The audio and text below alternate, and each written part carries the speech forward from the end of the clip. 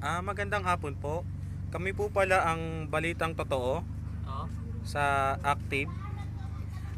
At tanong ko lang po kung ano po ba ang buhay ng isang driver po? Medyo kasi minsan problema natin dyan gasolina. Tulad ngayon, tumataas yung gasolina. Grabe nga kanina nga may pag-gasolina ako ng 1 litro. Ang mabinigay sa akin kalahating litro lang. Muntik pa kami mag-away ng gasoline boy. Ganun po ba, sir? Sir, magkano naman po ang kinikita nyo sa araw-araw sa pagbabiyahe nyo po dito po sa sasakyan nyo po? Teka lang Sa sasakyan naman dito, wala naman problema. Dagdag pa yan, minsan may mga makukulit na bakla. Nagpapalibre. Ay, Libre masahe daw. libre po. Magkano naman po kinikita nyo sa araw-araw, sir? Siguro mga nakaka 700 na ako, labas na lahat dun. Medyo malaki-laki na rin po, sir. Oo nga. Sir, totoo po ba ang basta driver, sweet lover?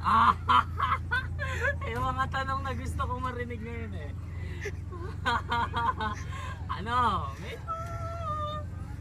alam mo naman, sa itsura kong to, ang dami nga nagmamahal sa akin. Kaya lang, mahirap pala maging driver kasi totoo yung sinasabi nilang basta driver, sweet lover. Ay grabe po pala talaga, sir, na. Sir,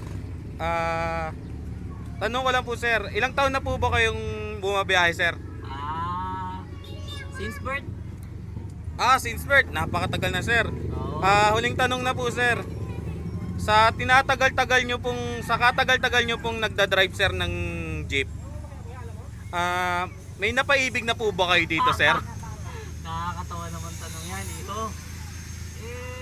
Sa totoo lang, dito ko nakilala yung misis ko, si Petring. Si Petring. Oo. Ang magwe-wedding. Magwe-wedding yun. Pero estudyante dati yun Nabuntis ko. Ayun, 5 na anak namin. Kaya sa mga driver dyan, sana mag-ingat sa mga pasaherong lalande. Ito po, last question na po. Ano po bang mapapayo nyo po sa kapwa nating mga nagmamaneho po ng ating mga jeep? Papayo ko lang naman, linisin yung jeep. Tapos, alam mo na mahal bigas. Ganun. Mahal ang bigas ngayon. Tapos, maraming salamat po. Ako po si Jared Davignon, nag-uulat para sa Balitang Totoo sa Active.